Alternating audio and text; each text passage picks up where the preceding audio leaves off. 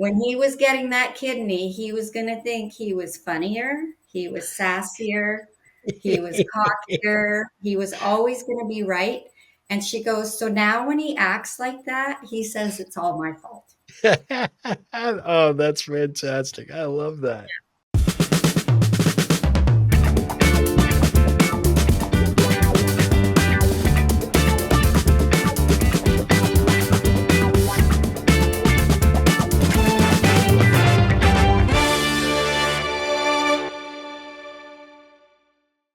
Welcome to another episode of the Ripple Effect Podcast. I am your host, Steve Harper, and I could not be more excited to introduce you to my next guest, Pam Rankel. Pam and I connected through Substack. As many of you know, my blog is over there, and I have started following a good number of people that are prolific writers, much better than I am. And I comment. I like to show support. And Pam and I somehow got on the same thread on a particular post, and then we started connecting offline in learning about one another. And to say that Pam's story is complicated and it's like a Lifetime movie and a major motion picture all rolled up into one would be an understatement. And so I'm not even going to try to encapsulate, an introduction about what she is all about because I don't think I'd do it justice. This woman is amazing. And I'm so grateful that she agreed to be a part of the Ripple Effect podcast. So, with no further ado, let's dive into this interview with Pam and really get to know the adventure of Pam Rankel. I'm super excited to visit with you today. Thanks for making the time. Well, first and foremost, I just want to thank you very much for inviting me. I love what you stand for. The ripple effect, that's one of my lines that I've used for years. Like the ripple effect, you don't know that one kind thing that you do and how it affects everybody. And there's that ripple effect. So you made a comment on my Substack, and that's Yep. what got the ball rolling. And I thought, oh, okay, we speak the same language. Yes. I said in your intro that that I recorded before you joined that it's just really interesting how life unfolds and how you meet people in very unexpected ways. And I have met so many great people off Substack, and they've evolved into really meaningful friendships and deep conversation. And so, I knew immediately when you and I started corresponding that this was a conversation that we had to have. And so I'm so grateful that you agreed to do it. Thank you. I'm still trying to maneuver my way through Substack. I'm not Yep. quite sure how it all works. I'm so techie challenged. But anyways, I'm glad to be part of the community, and I do a lot of reading of what other Yep. people post. Mhm. What has been, well, I guess, let me ask you this question is we're just going to roll into this. This is good. This is great. What led you down the Substack path initially? Actually, it was a woman by the name of Pamela Anderson, who I'm sure you know who she is. Yep. Yeah. And she was writing like a blog every Monday, and I was part of that. And then she joined Substack, and in order to read the rest of her blog, you had to join Substack. Yep. So I have this kind of kinship with her because she's a Vancouver Island girl. Yeah. She Yeah. she knows my story. She lived not very far away from me. She's revamped her life, and she's just a little sweetheart. She is. Yeah. She's a BC girl through and through. No kid. So she's living back up there now, right? Yeah, yeah, Yep. she's there, Lady Smith, and her mom and dad take care of the property when she's not there. But it was her grandfather's property, and she's done a bunch of renos, and she's happiest when she's there. That's I great. mean, I don't talk to her personally, but I have friends that know her personally, and yeah, she's just an Islander girl. Yeah. Yep.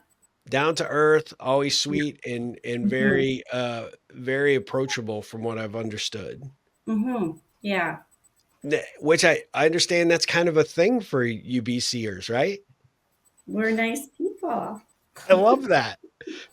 I I I have think a good friend that's a coach in Canada, and she has worked with clients in British Columbia, and she said that is just one of the most enjoyable experiences because even people that are in challenge or struggling, maybe their business isn't going as well as they'd like, they're just so darn kind. So I haven't Well, been up there, but I hope to come up someday. So oh, yeah, well, you're always welcome to come to Kelowna. yeah, Did you know that today is throughout the world is Kindness Day? I did not know that. So I thought that was interesting that we're doing our podcast on that day. Absolutely. Yeah, this is really, really cool. That I thank you for pointing that out to me for sure. Mhm. Well, so let's start a little bit back. I was explaining in your intro that for me to try and do justice to what you have gone through, what you've overcome, where you're going with your life, and the approach that you've taken in order to take control and really you've gone through a lot of adversity and a lot of challenges and we can dive into any of the topics that make the most sense to you, but I guess the question I'd like to start with is where do you find your resilience? Because you are someone that I think, I mean, now when I think of that word, it's your face is going to pop up all the time because you are someone that has really, really stands out as someone that understands what that means and has embraced it. Yes. Well, I think that we all have that in us. And fortunately, some people don't have to tap into it as much as other people. Yeah. My journey, I did have to dig deep for it. And I think, quite honestly, Stephen, when I got really, really sick after losing my second son and then my grandson, um, I realized that I had to make my way through it Yeah. because if I didn't, I would die. Yeah. And I believe it's our God given right to be radiant, every single one of us creatures on earth. Yeah. And I wanted to find my way back to joy, to compassion, to love, to humor, all those things that, you know, we should have in our day every day. And I also, a big part was I was still a mom. I wanted to make my kids proud. And even though they weren't in a physical form here, they were in my heart and always speaking to me and saying, "Come on, mom, you can do better." Yeah. So I always had a cheering section. And when and I also had an amazing, amazing community of friends that were constantly slapping their wings on the back of mine because mine were so broken. Yeah. And I love them. I get choked up talking about it because I don't know if I would have made it without all of those people. I didn't have much support from my immediate family. Unfortunately, they were dealing with some of their own issues, but that's not here nor there. I did, yeah. So yeah, I just wanted to reach for joy again, and I wanted to be able to get to a place where somehow I could be of service through all of this pain, Yeah. that I could help others to see that no matter how tragic or the stones that are thrown at you, you can still dig your way out and reach for joy and gratitude. I love that. Is that something that through the experiences that you've had is that sort of the flame that you think has always been at your core, or was it something that you had to discover in yourself, or thanks to these friends that were there to support you and pick you up when you most needed it, that you learned by extension? I mean, I'm curious where that comes from for you, because just and we can certainly provide a more detailed bio for our audience, but I think when people see all of the twists and turns your life has taken, for you to say, "Hey, I want to continue to reach for joy," I get chills just hearing you say it, because not a lot of people would do that. And am I so admire you for that. But do you think that was always inside of you, or did someone have to help you cultivate that? I think that has always been inside of me. I was born was my birthday 2 days ago. I was actually born on Remembrance Day, which is Happy interesting. birthday. Yeah. Thank you. 29 again. Yes. Um, All right. Fantastic. I, it's funny that I was born on a day of a lot of loss. I thought Yeah. that was kind of, interesting. But I know I was always a very kind, sweet, loving child. I was very shy. Yeah, I think that beauty was in me, and I think it's in all of us. But I felt that very strongly, and my dad, he was passed away way too young. But I remember him saying to me, "Honey, treat people how you want to be treated, and you will do fine in life." Yeah. Well, we Yeah. all want to be treated with kindness and respect and love. And so that always sat with me. And when I was going through my terriblest times, I realized that the one person who needed that the most was me. And Yeah. I wasn't giving it to myself.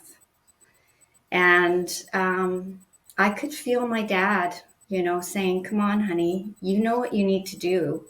It's in there, it's in you." Yeah. And my light had gone out, and I needed to find a way to turn the switch back on. So I think it was in me. I do believe it's in everybody, but I think that a lot of people don't realize they have that inside of them. Yeah. Yeah. You're right. I in the information that you shared with me, and we'll get into that a little bit, but one of the things that really resonated with me was the significance of a butterfly. Maybe you Mhm. could share a little bit about that. I will tell you just before you dive in that it's kind of important to me because my mom suffered with Alzheimer's for about 10 years, and my dad's commitment, after he retired, he built a butterfly garden to cultivate butterflies to come into the yard because she would be lost in wherever you go when you have that kind of challenge. But a butterfly would catch her eye and she would light up, and it became Yeah. a beacon, right? And so every time I see a butterfly, it's kind of like her coming back, from heaven and kind of paying me a visit. So when I read that with the information that you sent me, I was like, oh, it just hit me. So, we're kindred spirits in a lot of ways, but maybe explain it in the Mhm. significance for your life. Well, the blue butterfly, and it's especially a blue butterfly. It was my youngest son, Michael, who brought that to me in a very, very real dream, if you want to call it. I believe he showed up in a spiritual form, and it was the first Christmas after he had passed away, and I was at his older brother's place, and we spent Christmas together. It was very quiet and very sad, but that night when I was sleeping on my son's couch, um, I had this dream and or this vision, and Michael said to me, "Mom, you need to find the blue butterfly, and you'll be okay." Um, and anyways, it just sat with me, and I went and drove home that day back to the island. And on my way, I stopped in Nanaimo to get a coffee at Starbucks, and there was a huge lineup. And so I went into the store, which was a big bookstore that was Uh-huh. there. And when I walked in the front door, there was this huge table. It was full of blue butterflies on the front of the book. And on the Oh, front of the book, it said, "Heaven is for real." wow. Yeah. Talk about a sign, right? And Oh, it was written by Eben Alexander, his story is amazing. I won't get into it, but I believe he led me to that book so I could read it to find out where he was and where we all go, I feel, at the end. So, and the other thing is about the butterfly is, it's in this cocoon, and it's just not a very good looking yeah. insect or whatever, and how it morphs into this beautiful creature. And I feel like that's kind of what I went through. And then I came out as, you know, a butterfly. Yeah. Oh, that's awesome. As a well, I guess one question I'd have for you, have you ever reached out to that author to let him know about Yes. that Yeah. story? Yeah? Yeah. We've actually spoken. Oh, Yes. that's fantastic. Well, Yeah. talk about a ripple for them, right? I But, know. for you as Yes. well. Tell us a Yeah. little bit about that. Oh, he's an amazing man. He was a neurosurgeon that ended up getting really, really sick with a type of a meningitis Oh, and was in a coma for a week. They said he was going to die, like he was so sick. And in that week, he actually had his near death experience.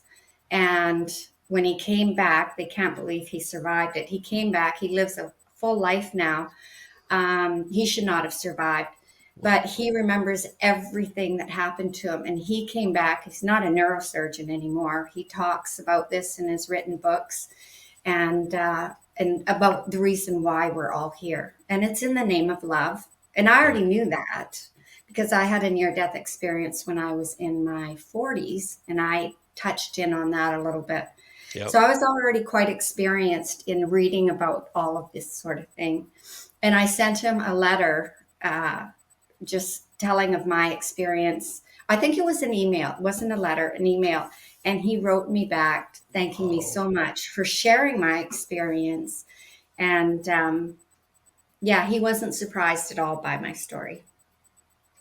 Oh, that's fantastic. Mhm. I just think that those kinds of opportunities, that a lot of times we don't think about taking action to let them know that their work made that kind of impact. And you may not have heard, their story if you hadn't engaged. And so I think Yeah. those things are so amazing and so powerful. I, I know you've mentioned in your material that you are deeply involved or have gone through the Course in Miracles. And I know that a lot of Mhm. what they talk about throughout that program in the writings is looking for signs and looking for these little hints of nuggets, that life does give to us, and how so many of us are distracted with so much else that we miss it, right? And when you can be intentional and focused, things like what you experienced as you walked into that bookstore, or taking that next step and recognizing how significant that was to your life, and revealing that to the author. I think those are the little miracles that we have the opportunity to not only be able to enjoy, but also to impart out there into the world. So how does that work inform what you do as a holistic coach now? Well, myself personally, I notice all the little nuggets all day long, and they're constantly dropping. Yep. I'm watch. It's a certain song, or it's just somebody says something. Somebody will call me. I've been thinking about them, and all of a sudden the phone will ring. There's a lot of, but I think a lot of people are so busy Yeah. and are so and I understand a lot of people have very busy lives and are juggling a lot of balls. But that whole thing about stopping to smell the roses, I think that's why we're here. Yeah. And there's roses all the time. And with my holistic life coaching, I mean, I'm just always trying to help people dig their own wisdom inside of themselves. We all have that. I'm not telling them what to do. I'm trying to help them see the power they have inside of them, that they are able to say the word no. And there's a reason it's in the English language, and to say it without guilt. Yes. No point in saying it if you're gonna feel really shitty about it afterwards. Yeah. Oops, I Yeah. Oh, shouldn't say. yeah. Hey, we're Okay, but yeah, it's just and I think it's so important to just help lead people to see the beauty in everyday life. yeah. That I think a lot of people have forgotten about it because of the chaos in the world, but it's still there. Yeah. It's still there. Yeah, I have a good friend that she's been on the podcast as well, and done some things for the pond. Her name is Andrea Shearer, and she wrote a book. Oh my gosh, her book just escaped me, the title. I had it like right in my mind, but it'll come to me.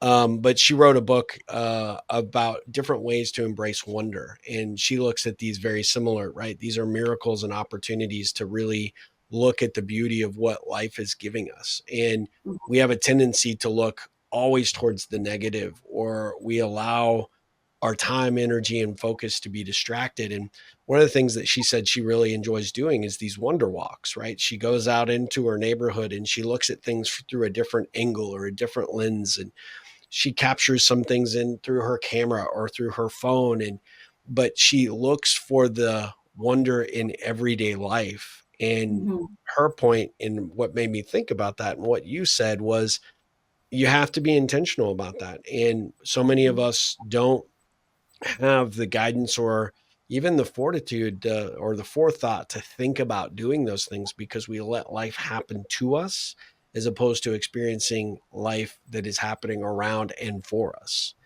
So I love the Absolutely. fact that you do that for your coaching clients, because it is such a critical service. I love how you said that, Stephen. Ah, And you know, people just need to shut off the news. People yes. just need to get out into nature. Yep. That was a very big part of my healing, was just being amongst the trees and the Yep. forests, and just put your phones down and stop listening to what is coming across the cable news or whatever, and go within, sit with yourself, and the voice will start speaking to you. Your soul will start speaking to you, but you need to quiet all the other stuff so you can hear that soft voice. And that's taught to us through the Course in Miracles. Like, Yep. there's only two things: there's fear and love, and fear is Yep. always chattering the loudest. We Yes. saw that all with the election, even though I'm not from the United States. And Sure.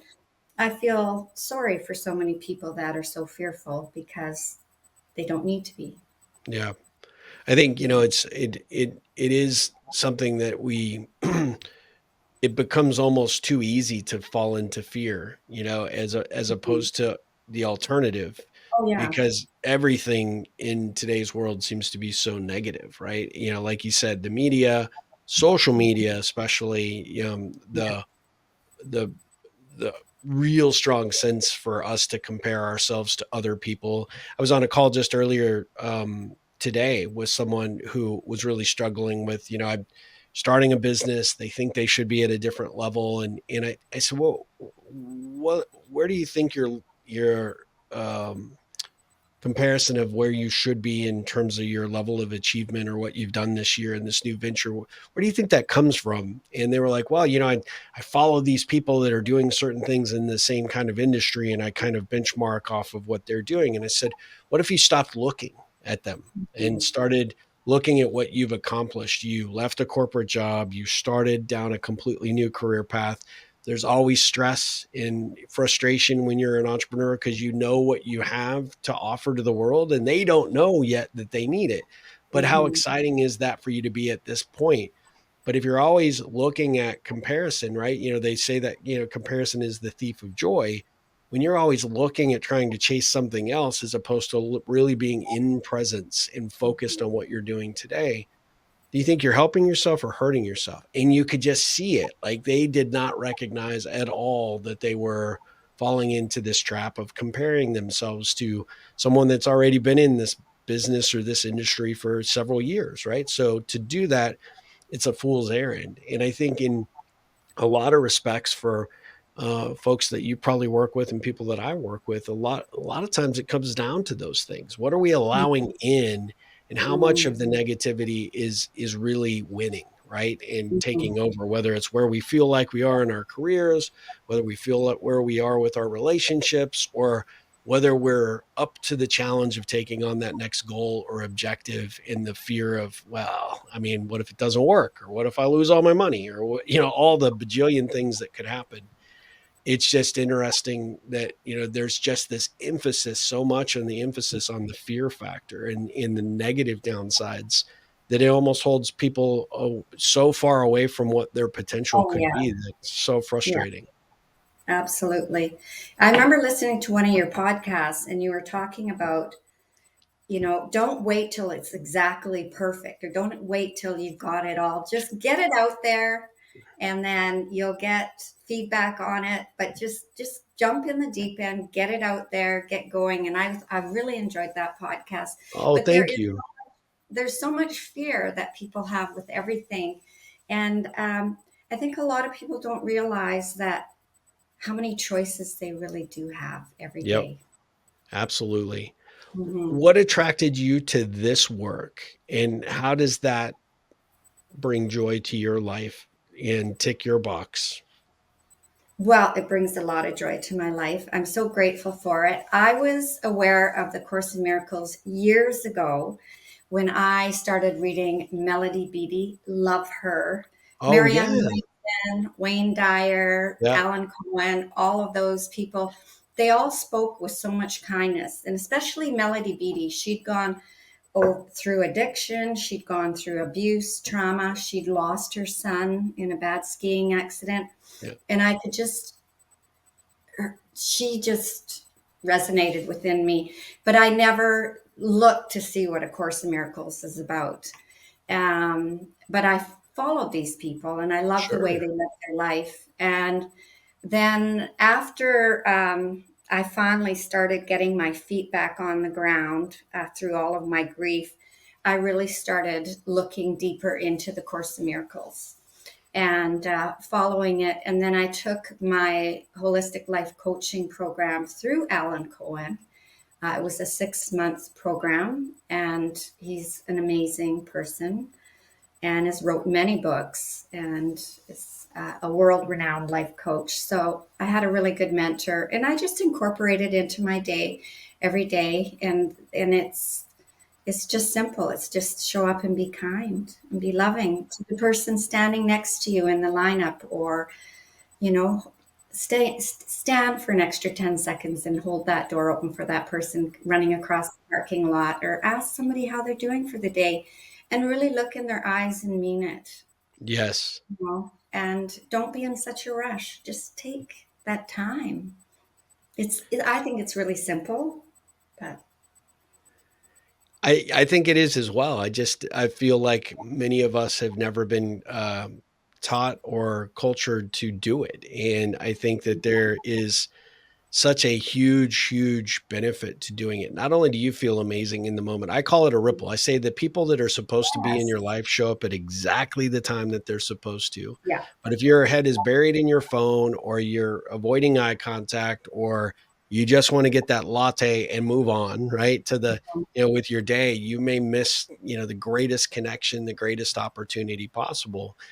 And I was reflecting back on someone that I was working with that's really had some challenges with a coworker, and I said, "Have you ever actually stopped to actually really take that person in and really, see them for who they are? You've just spent 10 minutes telling me all the things you don't like about them.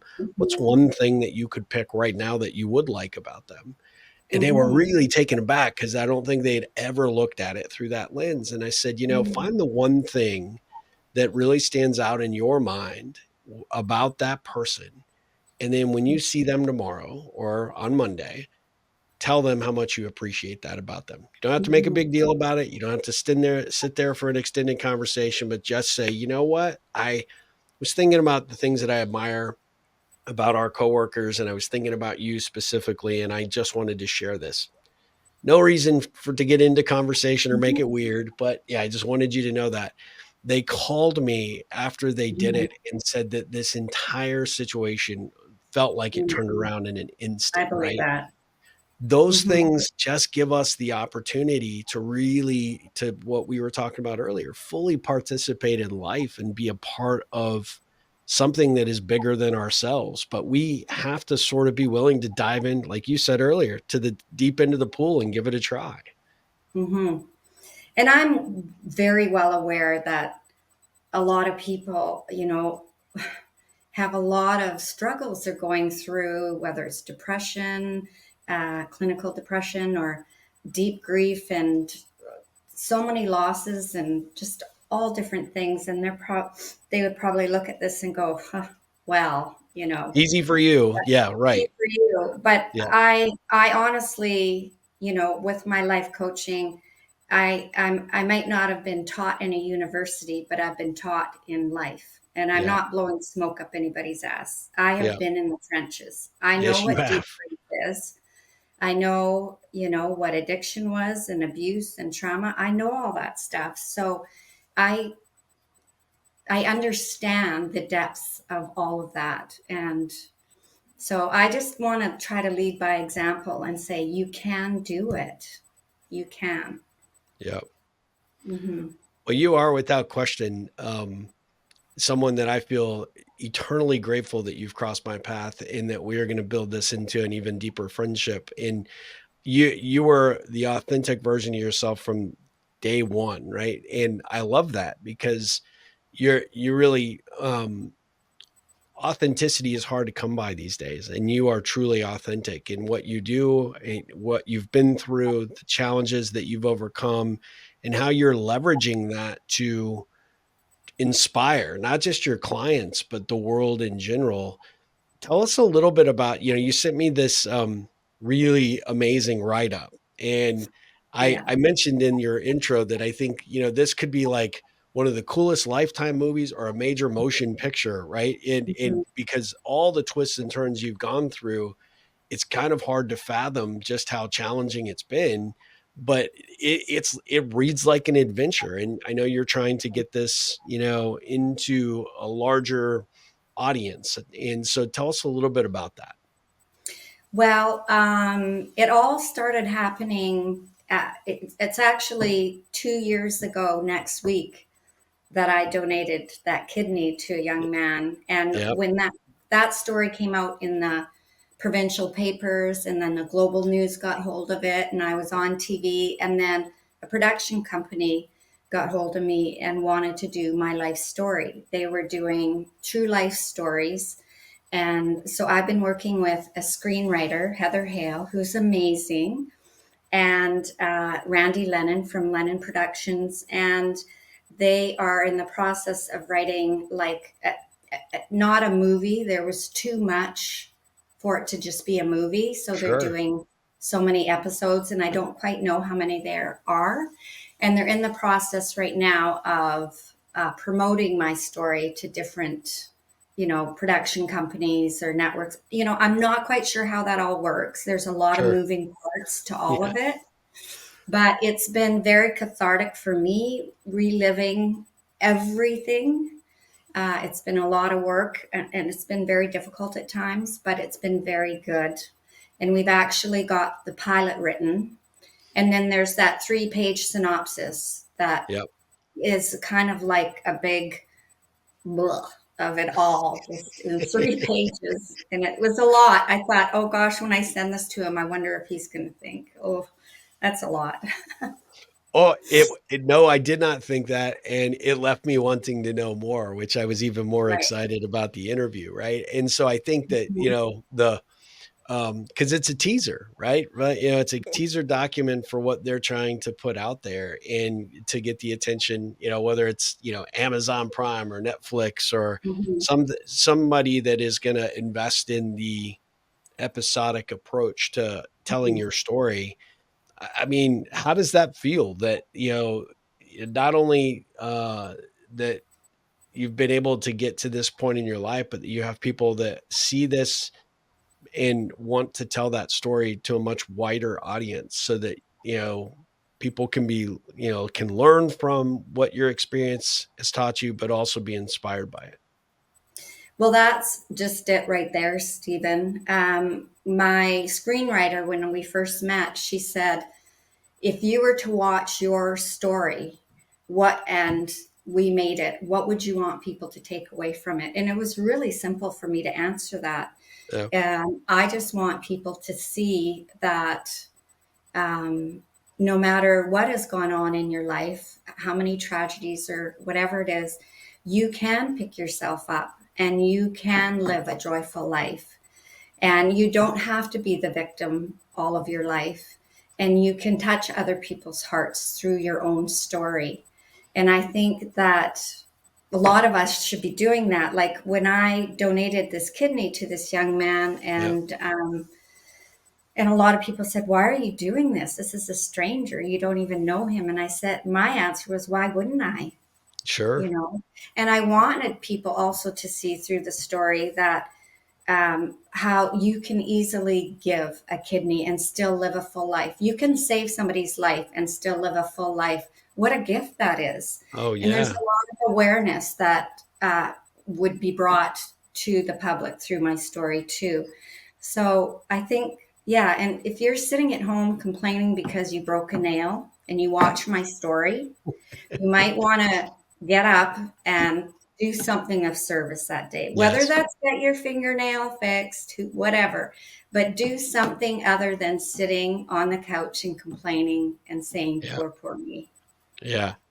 Yeah. Take a personal inventory and say, what can you do with your Yeah. life, right? What can you What do? should you be doing with your life that you're not doing right now? And how can you show up? Yep. I love that. I love that. When you made the commitment to do this, I mean, it's a significant surgery and it's a big commitment.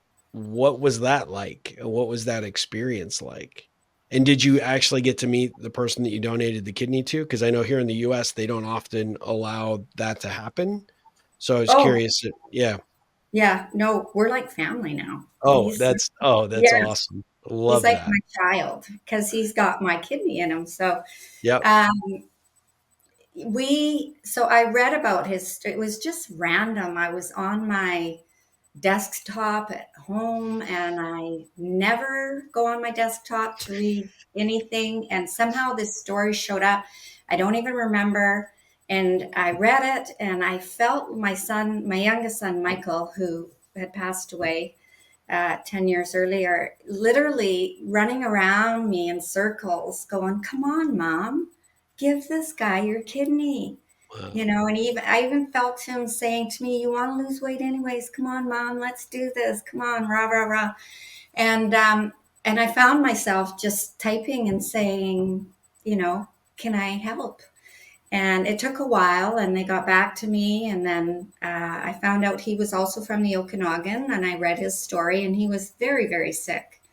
And he was the same age as my middle son, who is still alive. And so we started the process, and it ended up that he had a rare blood type, and I matched him, Wow. which was really phenomenal. And then we had to test to make sure I was healthy enough to do this because I had gotten quite sick for a while and I wasn't sure what my innards, how Yeah. healthy they were. And I got, little gold stickers everywhere. I was super healthy of mind, body, spirit. I had to go through a lot of tests with psychologists. And, at one point, I thought they were trying to talk me out of doing it. And I said, "Look, enough of this. I want to Yeah. help this kid out. I know what I'm doing. Let's just get this done." And then, yeah, 10 days after my 60th birthday, we had to get Cole healthy enough because he had been quite sick. We did the transplant. We did it in the morning. I think at noon they had put call it a golden kidney, into him. And by the mid afternoon, I walked down to his room and sat with him and held his hand. And oh, it was such a moment for me I bet. because I could tell right away that he was going to be okay. But I needed Mhm. to see for myself. And yeah, he lives a full life. His wife jokingly gives me shit because she said, "You warned us when he was getting that kidney, he was going to think he was funnier, he was sassier, he was cockier, he was always going to be right." And she goes, "So now when he acts like that, he says it's all my fault." Oh, that's fantastic. I love that. Yeah, Oh, what a it's good. great story. What did you take from the experience? What's the most rewarding part for you? Oh gosh.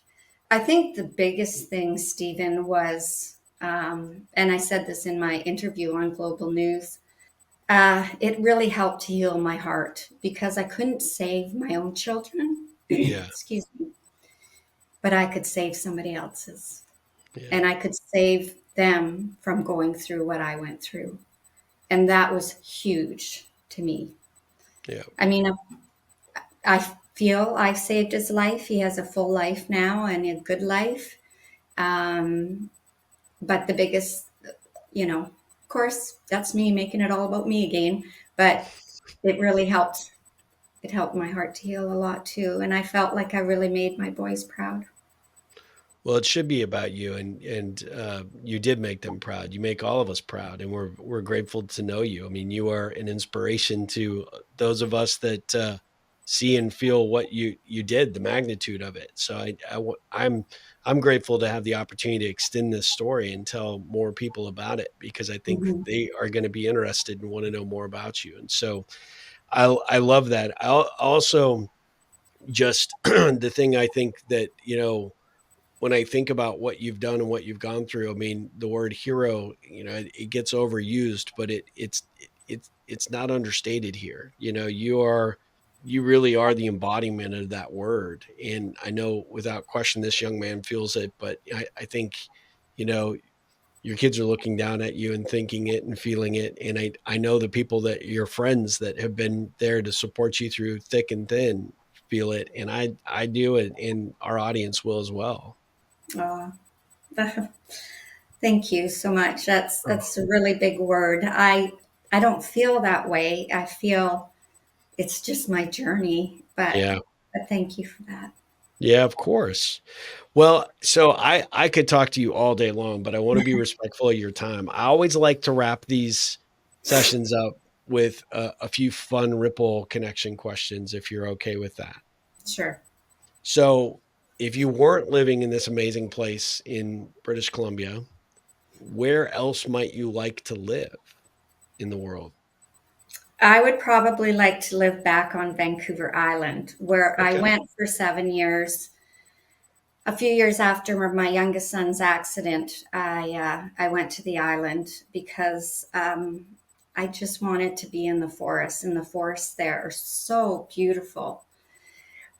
So I would go back there. But the majority of my friends and my people and my community were here in the Okanagan. So I knew I had healed a lot and it was time for me to come back.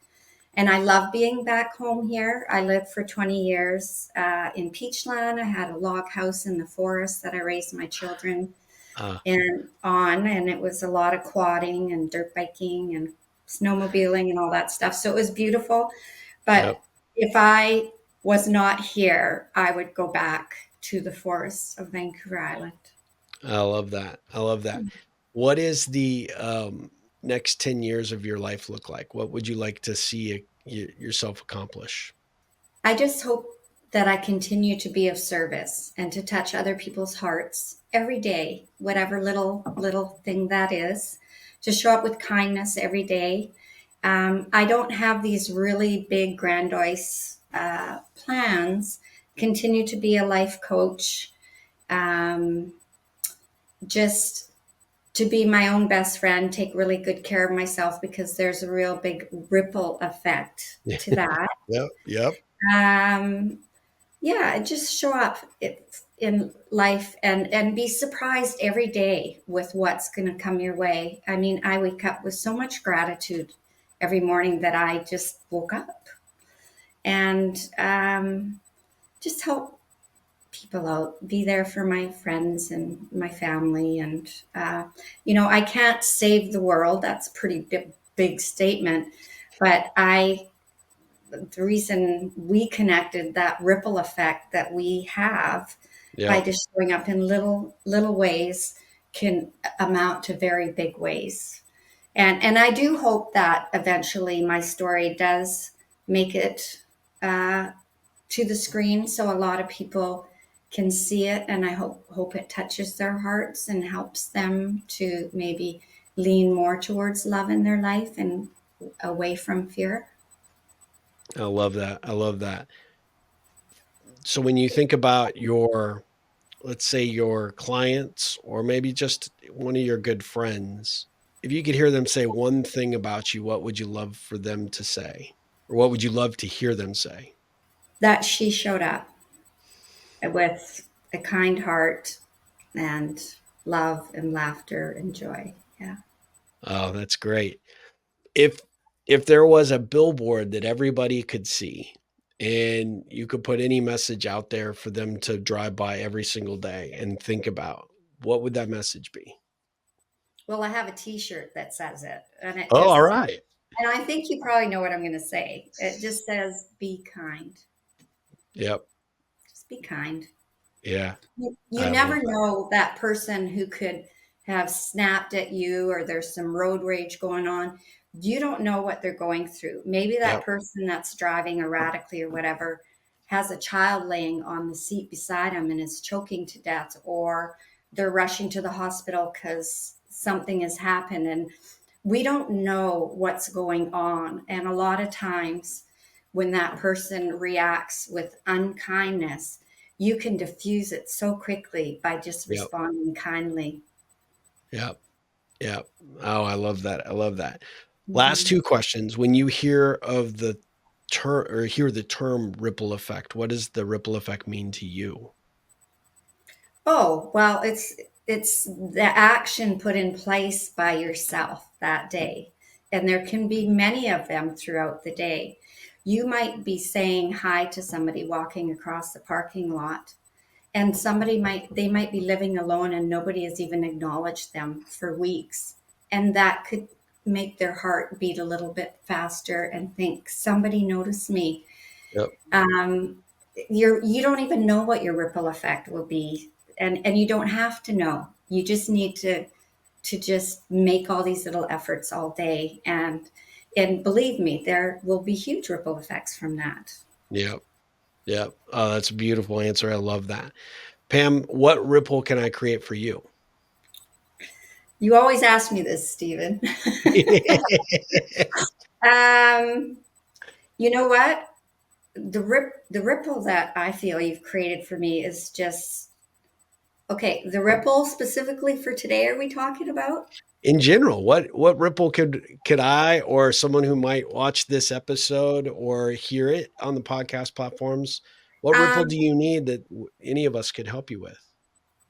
that for whoever's hearing this to just try to go through one full day of noticing all the little things around them, and to pay attention to all the people around you all day long, even the strangers, and make a kind comment or do something. Be aware, shut the news off, close your phone, Yep. just participate in life and the people around you. And you never know, you might connect to this people, the wonderful people like Stephen Harper. Thank you very much. I appreciate that. And I will take that as a challenge and I will do that ripple for you. And I know many others that will hear this episode will as well. And so I'm so grateful for that. Before we let you go, Pam, what's the best way for someone, for those of you that are in the pond? Pam is in the pond, so definitely connect with her there. But those of you that are hearing this through the podcast platforms or seeing this on the YouTube channel, jump in the pond, right? Don't forget to do that. But really, at the end of the day, how would you like people to follow you? Do you have a specific social media Mhm. channel that you really go to, or is there a website that you would like to direct people to? I'm not a huge, I don't like being on devices a lot and everything. I Yep. prefer the good old fashioned one on one call, but I do have a Yep. website for my life coaching, and it's called whatyoucanbecome.com. Love that. And it talks about me, and all my contact information is on there. I have an email address for my holistic life coach, even my phone number is on there, and people can connect with me through that.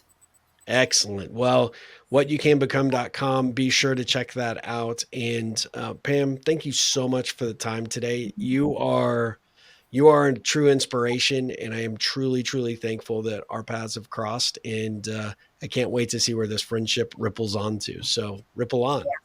Right. Thanks so much, Steve. Thanks so much for having me, and have a wonderful day. Thank you so much.